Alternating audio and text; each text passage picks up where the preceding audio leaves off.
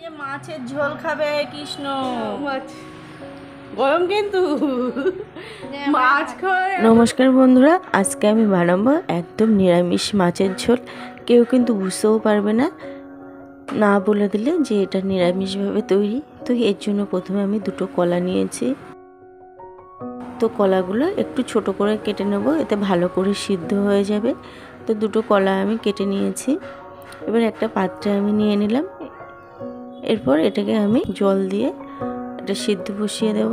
জল দিয়ে দিয়েছে একটা পাত্রে, দিয়ে দিলাম হাফ চামচ লবণ আর হাফ চামচ হলুদ গুঁড়ো। এতে কিন্তু কলার কালারটা কালো হয়ে যাবে না। ভালো করে মিশিয়ে নিয়েছি। এরপর এটাকে ভালো করে সিদ্ধ করে নেব। তো জল কিন্তু ফুটে উঠেছে আর ভালোভাবে এটা কিন্তু সিদ্ধ হয়ে গেছে। 10 মিনিট মতন ফুটিয়ে নিয়েছি। এরপর এটাকে নামিয়ে ঠান্ডা করে নেব। তো কলাগুলো কিন্তু সব সিদ্ধ হয়ে গেছে। এবারে খোলাগুলো এভাবে আমি ছাড়িয়ে নেব। এই খোলাগুলো কিন্তু ফেলে দেবেন না, এর থেকেও কিন্তু একটা রেসিপি করা যায়। তো কলার খোসাগুলো, সমস্ত খোসাগুলো আমি ছাড়িয়ে নিয়েছি। এবার ভালোভাবে কলাটা মেখে নিতে হবে যাতে এর মধ্যে কোনো গোটা ভাব না থাকে। ভালো করে কলাটা মেখে নিতে হবে। তো মাখাটাকে একদম কিন্তু কলাটা আমি ভালো করে মেখে নিয়েছি। দেখুন, এর মধ্যে এবার দিয়ে দিলাম 1 কাপ বেসন আর দিয়ে দিলাম হাফ চামচ মতন জিরের গুঁড়ো আর দিয়ে দিলাম হাফ চামচ মতন ধনের গুঁড়ো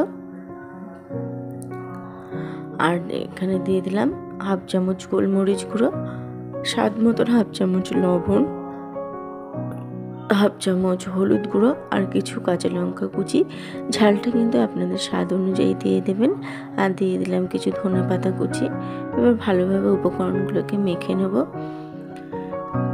একটু একটা ফাইন করে মেখে নিতে হবে। হাতে চটচট হলেও কিন্তু ভয়ের কোনো কারণ নেই।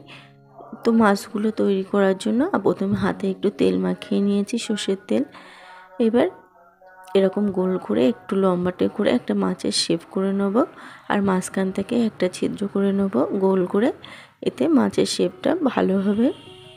তো এরকমভাবে কিন্তু সমস্ত মাছের শেপগুলো আমি তৈরি করে নেব। তো কৃষ্ণ কিন্তু একদমই মাছ ছাড়া ভাত খেতে পারে না। তো এর জন্য নিরামিষ দিনে এই রেসিপিটা বানিয়েছিলাম। তো সমস্ত মাছের শেপগুলো দিয়ে নিয়েছি। তো রেডি হয়ে গেল নিরামিষ মাছ। এরপর একটা কড়াই আমি গরম করে নিয়েছি। কড়াইয়ের মধ্যে আমি দিয়ে দিলাম সর্ষের তেল। তেলটা গরম হওয়ার পরে দিয়ে দিলাম কেটে রাখা আলু। আলুটা একদম লাল লাল করে ভেজে নেব।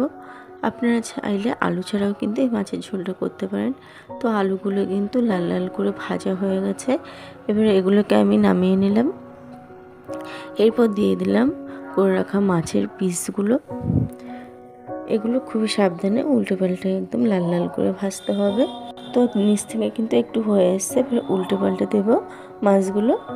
এগুলো খুব সাবধানে আর হালকা হাতে কিন্তু উল্টে পাল্টে ভাজতে হবে। মাছগুলো কিন্তু একদম লাল লাল করে ভাজা হয়ে গেছে। এবার এগুলোকে আমি নামিয়ে নেব। না মাছ গরম কিন্তু মাছ খায় এত দেখি ওর মাছ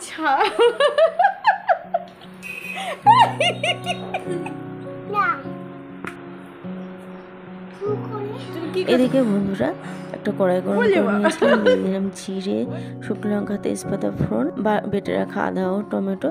ভিডিওটি কিন্তু একদমই ডিলিট হয়ে গেছে আমার। আর দিয়ে দিলাম স্বাদ মতো 1 চামচ লবণ, 1 চামচ জিরে গুঁড়ো, 1 চামচ ধনে গুঁড়ো, 1 চামচ কাশ্মীরি রেড চিলি পাউডার আর 1 চামচ হলুদ গুঁড়ো। এবার সমস্ত মশলাকে ভালো করে কষিয়ে নেব। তো মশলাটা কিন্তু একদম একটু কষা কষা হয়ে গেছে। এরপর এর মধ্যে দিয়ে দিলাম ভেজে রাখা আলু। আলুটা দিয়েও সমস্ত মশলার সঙ্গে ভালো করে কষিয়ে নেব। তো মশলার সঙ্গে কিন্তু আলুটা কষা কষা হয়ে গেছে, থেকে তেল ছেড়েছে, মানে আলুগুলো কষা হয়ে গেছে।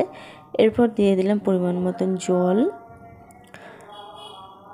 রান্নাটা হতে হতে এদিকে কৃষ্ণ দেখুন মাছ খাওয়ার জন্য বায়না শুরু করেছে।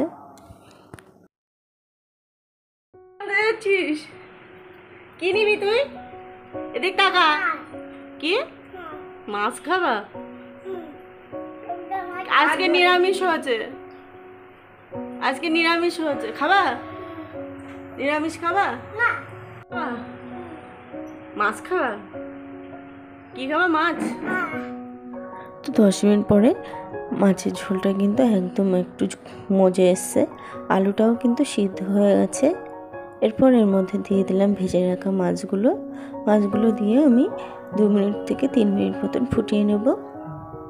ভালোভাবে মিক্স করে দিলাম। এরপর ঢাকা দিয়ে আমি 2 মিনিট মতো রান্না করে নিয়েছি। এর মধ্যে দিয়ে দিলাম 1 চামচ গরম মশলা গুঁড়ো, ভালো করে মিশিয়ে নিলাম। এবার এটাকে আমি নামিয়ে নেব। তো বন্ধুরা দেখুন কত সহজে তৈরি হয়ে গেল এই নিরামিষ রেসিপি। নিরামিষ দিন এইভাবে বানালে কিন্তু কেউ বুঝতেই পারবে না যেটা মাছ ছাড়া তৈরি হয়েছে। তো রেডি হয়ে গেল। রেসিপিটা আপনাদের কেমন লাগলো অবশ্যই কিন্তু কমেন্ট করে জানাবেন। ভালো লাগলে লাইক শেয়ার করার অনুরোধ রইল। ইউটিউব থেকে দেখলে চ্যানেলটি সাবস্ক্রাইব, আর পেজ থেকে দেখলে পেজটি ফলো করার অনুরোধ রইল। আজ এই পর্যন্ত, আবারও হাজির হব অন্য কোনো রেসিপির সাথে। সবাই ভালো থাকবেন, সুস্থ থাকবেন। ভালো